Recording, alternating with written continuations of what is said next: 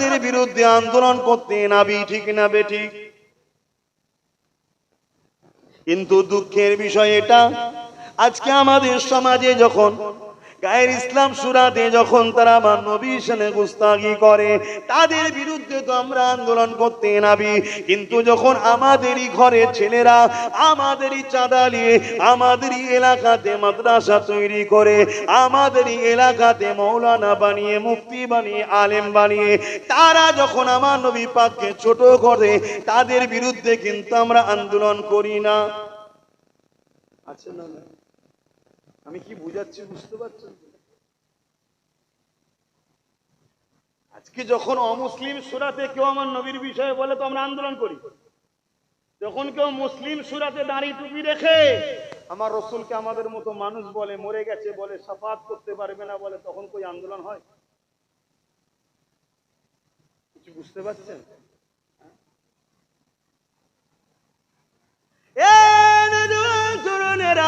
এখনো তো তাদেরই দিয়া প্রোটেকশন, কোটি কোটি টাকা যারা খরচ করছে, তারা তো দেখলি দিয়ে চাইছে কিভাবে তৈরি করা হয়েছে, তাই তারা তখন বারবার মাঝে মাঝে ঠোকর দিয়ে দেখে যে আমরা অর্থ ব্যয় করলাম, আমাদের জন্য কতটা এরা কাজ করছে। দেখুন এই যুবকেরা আজকে সমাজে এমনও মানুষ রয়েছে আমার নবী পাককে নিরক্ষর বলতে চায়, আমার নবী পাক লিখতে পড়তে জানতো না বলতে চায়, আমার নবী পাককে এক কথায় মূর্খ বলতে চায়। মনে রাখবেন এই কথা যখন গায়ের ইসলাম কালকে বলবে মুসলমানদের নবী মূর্খ ছিল, তখন তুমি আমি তো আন্দোলন করতে নাবো। কিন্তু আজকে মুসলিম সূরাতে মুখে দাড়ি রেখে মাথায় টুপি দিয়ে আজকের বক্তা যখন কথা বলে বেড়ায়, কখন তোমার আমার তো আন্দোলন হয় না। নবীর প্রেম আদবেকে বলে না, নবীর বিষয়ে এমন কথা বলতে হবে যে কথা যেন আমাদেরকে বেঈমান না বানিয়ে দেয়। কারণ আল্লাহ পাক আমার নবী পাককে এত তাজিম, এত সম্মান দিয়েছে, আমার নবী পাকের প্রতিটা সেকেন্ডে, মুহূর্তে মুহূর্তে আমার আল্লাহ নবী পাকের শান মর্যাদাকে খোদ নিজে বাড়াতেছে। আমি আপনি নামাজ পড়ি, আমি আপনি রোজা রাখি, আমি আপনি হজ করি, আমি আপনি দান খায়রাত করি, আমার আল্লাহ পাক তো নামাজ রোজা হজ যাকাত করে না। তাহলে আল্লাহ পাক কি করে? ইমাম বুখারী জানিয়ে দিতে লেগেছে ইন্নাল্লাহ ওয়া মালাইকাতাহু, এই আয়াতের তাফসীরে বলতে লেগেছে নিশ্চয়ই আল্লাহ পাক তিনার হাবিবের উপর দরুদ সালাম পাঠায়। এর মানে হলো আল্লাহ পাক আসমানি জগতে একটা মাহফিল বানায়, ওই মাহফিলে ফেরেশতাদেরকে দাওয়াত দেওয়া হয়, ফেরেশতারা ওই মাহফিলে হাজির হয়। আমার আল্লাহ পাক ফেরেশতাদের সামনে কুদরতি ভাবে তিনি খিতাব করতে থাকে, আলোচনা করতে থাকে। ওই আলোচনার বিষয়টা হলো আমার নবী পাকের শান মর্যাদার আলোচনা হয়, অর্থাৎ আমার নবী পাকের শান মর্যাদা আল্লাহ ফেরেশতাদের সামনে বাড়াতে থাকে। আরো জোরে বলুন সুবহান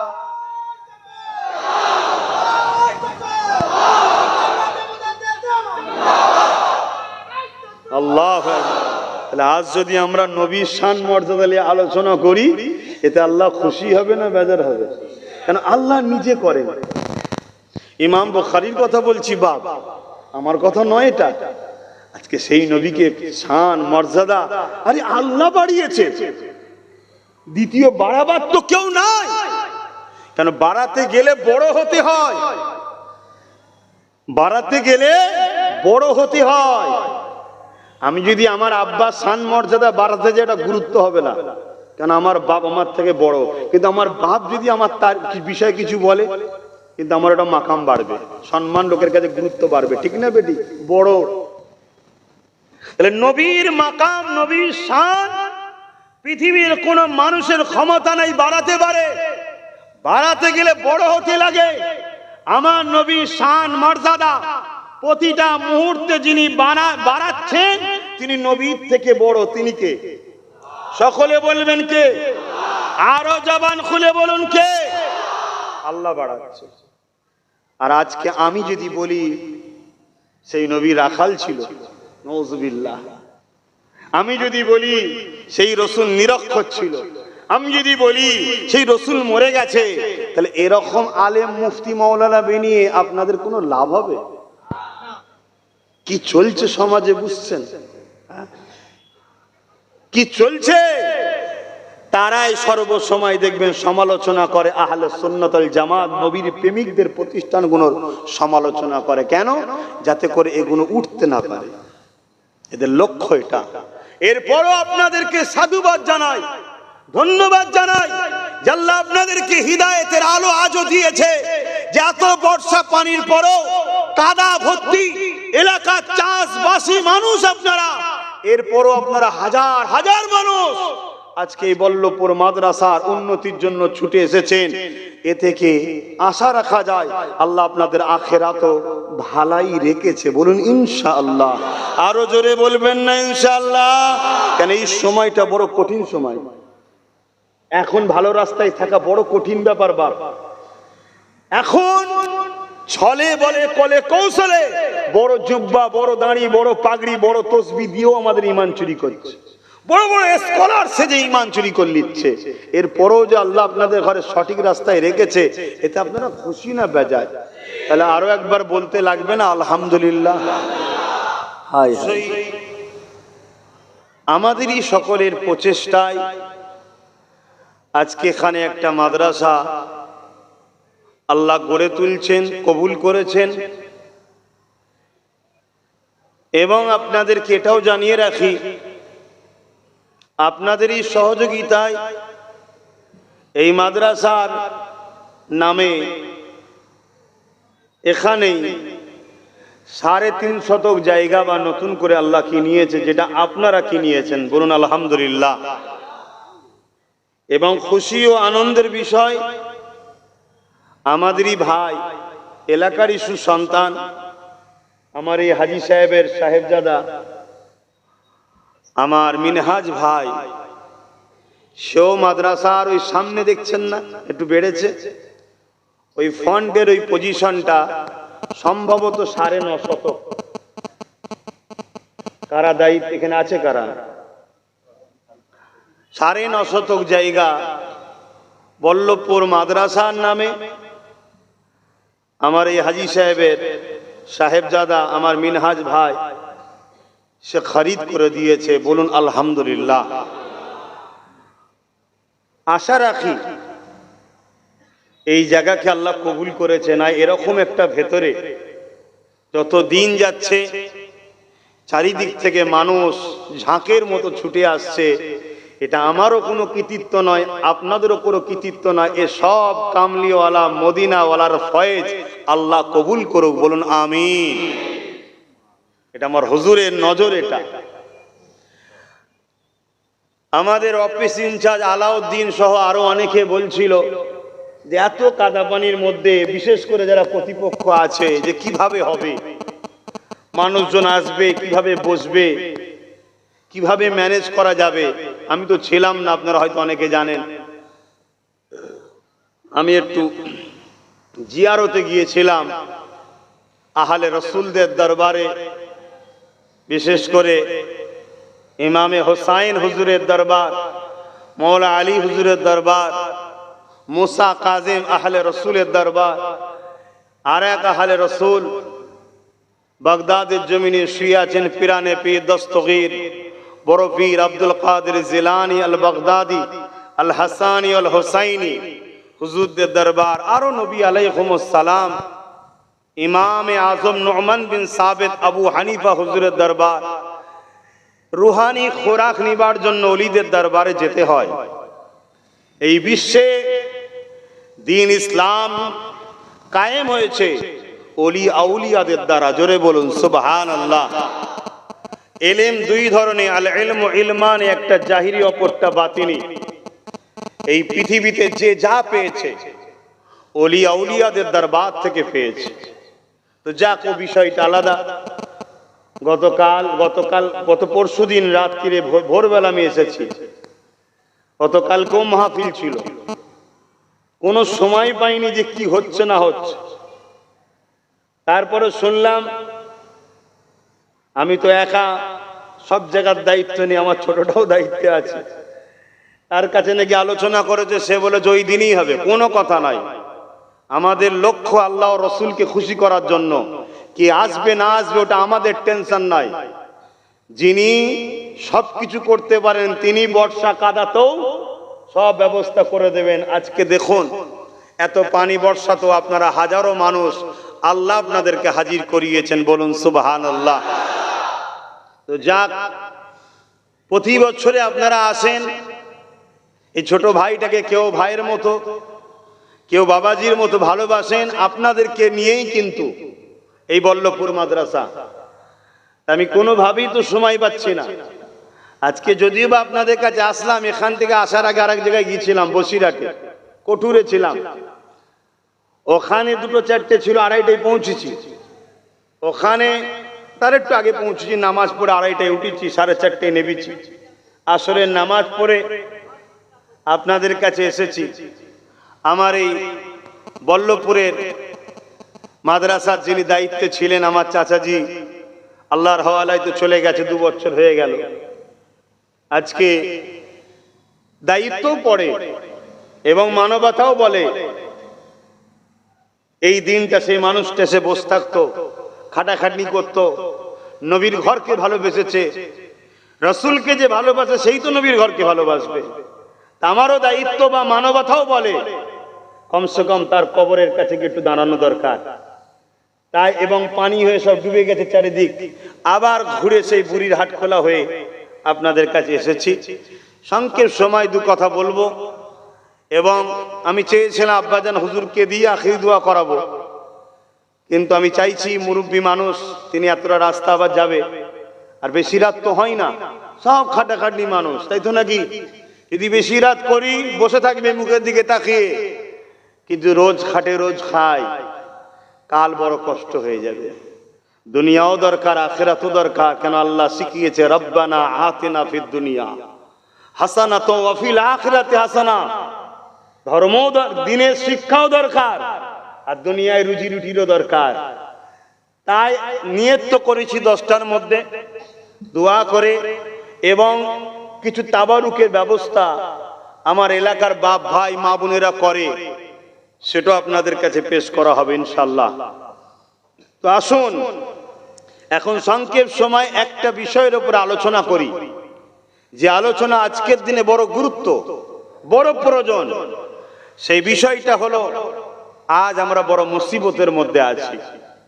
তাম বিশ্বের যেদিকেই তাকাচ্ছি, সবার কাছে যেন আজকে আমরা ঘৃণার পাত্র হয়ে উঠেছি, সবার কাছে আমরা যেন বোঝা হয়ে গেছি, সবার কাছে আমরা যেন লাঞ্ছিত অপমানিত হয়ে উঠছি, সবার কাছে আজ আমাদের যেন কোনো মূল্য নাই। সবাই যেন চারিদিক থেকে আমাদেরকে নুচে নুচে খাবার যেন একটা চেষ্টা করছে। এ বিষয়ে নূর নবী, দয়ার নবী 1500 বছর আগে বলে গেছেন, কুরবান যাক আমিনার লালের কদমে, আমাদের জানমাল কুরবান হয়ে যাক, বলুন আল্লাহুম্মা আমিন।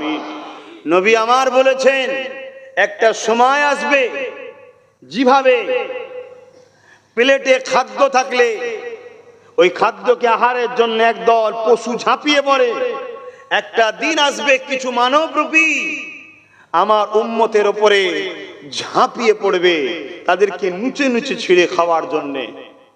সাহাবা হুজুররা জিজ্ঞেস করলেন, ইয়া রাসূলুল্লাহ, হাবিবাল্লাহ, এর কারণ কি হবে? তারা কি তখন কমজোর হবে, কম হবে? আল্লাহ নবী বললেন, না, তাদের সংখ্যা অনেক হবে। হুজুর, তারপরেও তারা এই বেউজ্জতি হবে কেন? রাসূল বললেন, 2টো কারণ। নাম্বার 1 কারণ, তারা দুনিয়াদার লোভী হবে। নিজের সঙ্গে মিলিয়ে দেখুন। 2য় নম্বর, তারা আল্লাহকে ভয় করা ছেড়ে দিয়ে দুনিয়ার তাগুতি শক্তিকে ভয় করতে চাইবে, ভয় করতে থাকবে। এই 2 কারণের জন্য তাদেরকে নুচে নুচে খাবার জন্য দুনিয়ায় এক শ্রেণী মানবরূপী পশুরা আগিয়ে আসবে। আজকে সেই মুসিবত আমাদের উপরে চলছে না চলে না? এটা আওয়াজ দেবেন। চলছে। কখনো মাদ্রাসার নামে অপপ্রচার, মসজিদের নামে অপপ্রচার, কখনো কোরআনের বিরুদ্ধে, কখনো আল্লাহর বিরুদ্ধে, নানান দিক দিয়ে সর্বসময় আমরাই যেন হাইলাইটে হয়ে আছি সব সময়। এই মুসিবত, এটা একটা বালা। এ সম্বন্ধে আপনাদের কাছে আমি সংক্ষেপে একটা কথা বলি। হযরত ইমামে গজ্জালী রাহমাতুল্লাহ আলাইহি তিনি বলছেন, এ আমার নবীর উম্মতেরা, যখন তোমাদের উপরে কোনো বালা আসবে, মুসিবত আসবে, বিপদ আসবে, সেটা সংসার জীবনে হোক, কারবার জীবনে হোক, রাষ্ট্রীয় জীবনে হোক, কোন দিক দিয়ে তোমরা যখন মুসিবত বিপদে পড়বে, তোমরা এই মুসিবত বিপদ থেকে উদ্ধার হওয়ার জন্য তোমাদের দায়িত্ব হবে রাসূলুল্লাহর সঙ্গে মহব্বতের সম্পর্ক বাড়ানো। জোরে বলুন সুবহানাল্লাহ। আর একটু খুশিয়ে বলা যাবে না সুবহানাল্লাহ? তাহলে এই মুসিবতের থেকে বাঁচার পরিত্রাণ কি, বাঁচার রাস্তা কি? হুজুরের সঙ্গে মহব্বত বাড়ানো। আমাদের মহব্বত হুজুরের সঙ্গে কমছে না বেড়েছে? কমে যাচ্ছে। এজন্যই তো বিপদে পড়ছি। এ থেকে বাঁচার উপায় হুজুরের সঙ্গে মহব্বত বাড়ানো। হযরতে ইমামে গজ্জালী হুজুর, জিনার কদমের কাছে আল্লাহ শুকর আমাকে আল্লাহ নিজে দাঁড় করিয়েছিলেন, জগৎ বিখ্যাত ইলমে মারিফাতের সাগর ছিলেন। জোরে বলুন সুবহানাল্লাহ। দুনিয়ায় আমার নবীর উম্মত হয়ে এসেছেন, কিন্তু দুনিয়ায় আমার নবীর উম্মত হয়ে আসার অনেক আগে মুসা আলাইহিস সালামের যখন পিরিয়ড চলছিল দুনিয়াতে, ইমাম গজ্জালী হুজুর দুনিয়ায় এসে মুসা নবীর সঙ্গে রূহের জগৎ থেকে এসে কথা কালাম সালাম বলার আল্লাহ সুযোগ দিয়েছিলেন। জোরে বলুন সুবহানাল্লাহ। কত বড় পাওয়ারফুল ব্যক্তি বুঝতে পারছেন? তিনি বলছেন নবীর সঙ্গে প্রেম বাড়াও, এই মুসিবত থেকে আল্লাহ তোমাদের উদ্ধার করবে।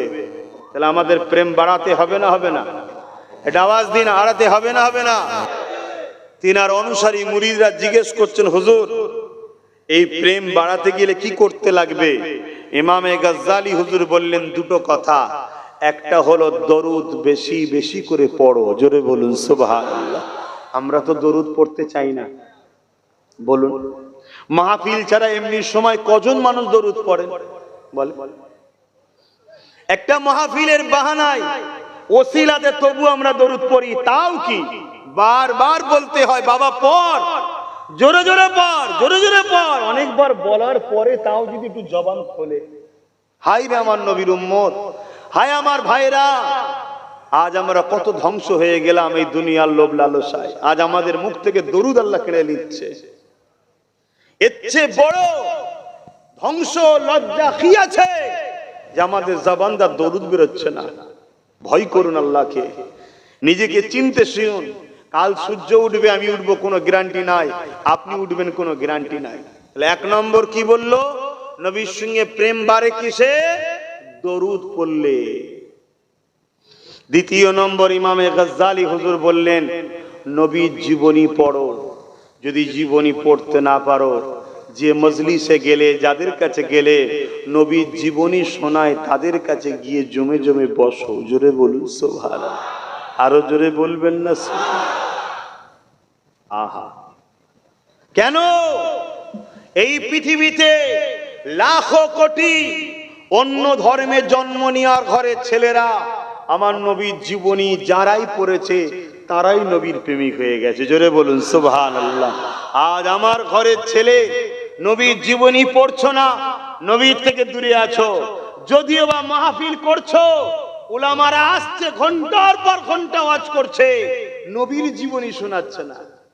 হাজারো কথা হচ্ছে, হাজারো লাইনের আলোচনা হচ্ছে, নূর নবীর আলোচনা হচ্ছে না। বড় দুঃখ। অথচ যা কিছু আল্লাহ তৈরি করেছে সব কিছুর মূল লক্ষ্য হলো মুহাম্মাদুর রাসূল। জোরে বলুন সুবহানাল্লাহ। নবীর প্রেম দরুদ পড়লে বাড়ে, নবীর জীবনী পড়লে বাড়ে, নবীর জীবনী শুনলে বাড়ে। আর নবীর জীবনীটা কি? কানা খুলুকুল্লাহুল কোরআন। আম্মা আয়েশা সিদ্দিকা রাদিয়াল্লাহু তাআলা আনহা বলছেন নবীর লাইফ স্টাইলটাই হলো কোরআন। জোরে বলুন সুবহানাল্লাহ। অর্থাৎ কোরআন জানতে গেলে, কোরআন বুঝতে গেলে, কোরআনের গভীরকে জানতে গেলে মুহাম্মদ রাসূলের জীবনী আদর্শ দেখতে হবে। জোরে বলুন সুবহানাল্লাহ। কারণ আমার নবী যা কিছু করেছে কোরআন অনুযায়ী করেছে। জোরে বলুন সুবহানাল্লাহ। সেই নবীকে প্যার করুন। মহব্বত করুন, আদব করুন, তবে আমরা কামিয়াবি হব। আল্লাহ নবী বলে, আমার উম্মাত উম্মতিরা, এমন একটা সময় আসবে যে সময়তে আমার উম্মাত উম্মতিদের হাতে আগুন রাখার থেকে ঈমান বাঁচানো বড় কষ্ট হবে। আমি আপনি যদি একটা টুকরা আগুন হাতে রাখি কতটা কষ্ট হবে, তার থেকে বেশি কষ্ট আল্লাহ নবী জানালেন ঈমান বাঁচানো বড় কষ্ট হবে। ওই সময়টা কি তোমার আমার কাছে এখন কি আসেনি? বলো, এসেছে না আসেনি? আমাদের ঘরে ঈমান চোর ঢুকে গেছে, মসজিদে ঈমান চোর, মাদ্রাসায় ঈমান চোর। হাজার হাজার মাদ্রাসা তৈরি হচ্ছে যাদের লক্ষ্য হলো নবীর দিন থেকে, নবীর মহব্বত আদব থেকে আমাদেরকে সরাবে। হাজার হাজার হাফেজ মুফতি মৌলানা তৈরি হচ্ছে যাদের কাজই হলো একটাই, আমাদের দিল থেকে নবীর প্রেম ও আদবকে সরাবে। যদি বলেন উদ্দেশ্যটা কি, তাদের লাভ কি? লাভ একটাই, যতদিন আমাদের দিলে হুজুরের মহব্বত ও প্রেম আদব থাকবে, আমরা ভেঙে যাব, মুচকে যাব, কিন্তু মিটে যাব না। দুনিয়া মিটাতে চেয়েছে, মিটাতে পারে? জোরে বলুন। তাই তারা চেষ্টা করছে। তাদের বিশাল বিলাস বহুল মাদ্রাসা, এসি মাদ্রাসা, ভিআইপি খানা, কোটি কোটি ডলার টাকা সেখানে সহযোগিতা হচ্ছে। উদ্দেশ্য একটাই, মৌলানা সেজে, মুফতি সেজে, হাফেজ সেজে, ইমাম সেজে, লক্ষ্য একটাই, উম্মতের সাধারণ মানুষগুলোকে নবীর প্রেম আদব থেকে সরাও। আমার কথা শুনছেন তো আপনারা? অসুবিধা হচ্ছে। কিন্তু আজ আমরা গরিব মানুষ, খেটে খাওয়া মানুষ, দিন মজুরি মানুষ, লেবার শ্রেণীর মানুষ, ছোটখাটো কারবারি মানুষ, আমরা মেহনত করে মাদ্রাসা তৈরি করছি। উদ্দেশ্য কি? এখান থেকে প্রোটেকশন বাইর হবে, যারা বাংলার অলিতে গলিতে ঘুরে ঘুরে ঘুরে ঘুরে নবীর গরিব উম্মত গুলোকে নবীর প্রেমের সঙ্গে, আদবের সঙ্গে, নবীর সঙ্গে সম্পর্ক জুড়বে। জোরে বলুন সুবহানাল্লাহ। কেননা মানুষের জীবনে যদি গুনাহ লাখো কোটি হয়েও যায়, যদি ইমানদার হয়, একদিন না একদিন, একদিন না একদিন সে জান্নাত যাবে। জোরে বলুন সুবহানাল্লাহ। কিন্তু বেঈমান হলে জান্নাত যাবার কোন রাস্তা।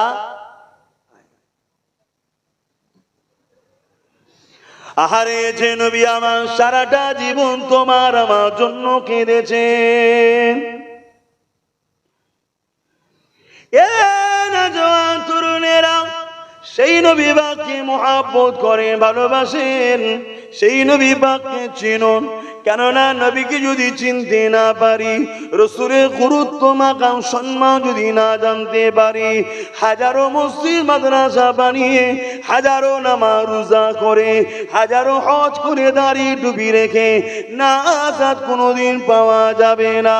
কেননা আল্লাহ পাক আমার নবী পাকে প্রেম আদবটাকে ঈমান বানিয়েছে।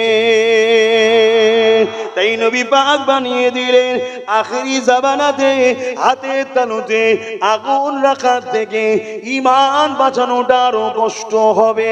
হাতে তালুতে আগুন রাখাটা কত কষ্ট, তার থেকেও বেশি কঠিন ও কষ্ট হয়ে যাবে ঈমানটাকে বাঁচানো।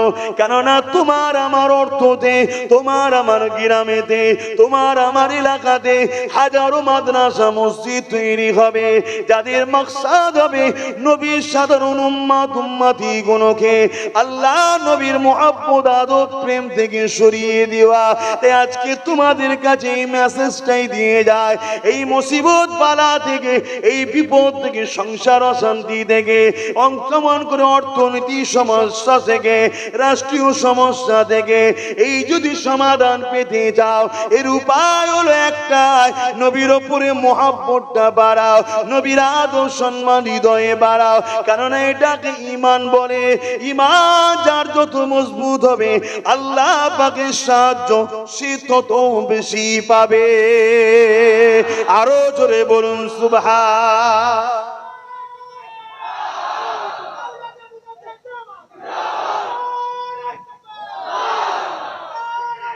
সাল্লাল্লাহু আলাইহি ওয়াসাল্লাম।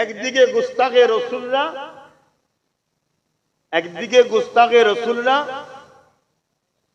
বিদেশি অর্থ দিয়ে হাজারো মসজিদ মাদ্রাসা তৈরি করছে, আর আমরা যারা রসুলকে ভালোবাসি আমাদেরও কম্পিটিশন করে, আমাদেরও প্রোটেকশন তৈরি করে, তাদেরকে জবাব দিবার জন্য কারখানার দরকার আছে না না? জোরে বলবেন। আর এর বিনিময়ে আমরা আখিরাতে জান্নাতের আল্লাহর কাছে আশা রাখবো। জোরে বলুন ইনশাআল্লাহ। সেই কাজ করতে আমরা বসেছি, তাই তো নাকি?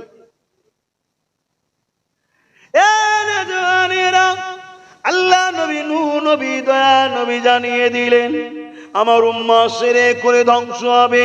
আমি রাসূলুল্লাহ, এটা আমার ভয় হয় না, আমার ভয় হয় আমার উম্মাতের একটা শ্রেণী খুব শিগগির আমি রাসূলুল্লাহ আমাকে বড় কষ্টদায়ক কথাবার্তা বলবে। কি কথা বলবে? কষ্টদায়ক বলছে না, বলেন বলছে, বলে মুসলমানের ছেলে মেয়েরা তরুণেরা সমাজে এমনও কথা বলে, আলেম সুরাতে, মুফতি সুরাতে, বড় বড় শিক্ষিত স্কলারের সুরাতে, যারা আমার রাসূলুল্লাহকে আমাদের মতো মানুষ বলে বেড়ায়। এটা কি আমার রাসূলুল্লাহকে কষ্ট দেওয়ার কথা নয়?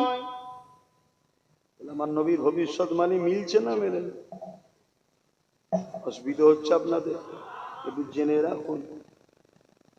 আমি এতটুকু জানি, সাদা মাটা মানুষ, যদি ঈমান টালিয়ে যেতে পারি জান্নাত নিশ্চিন্তায় রয়েছে। জোরে বলুন সুবহানাল্লাহ।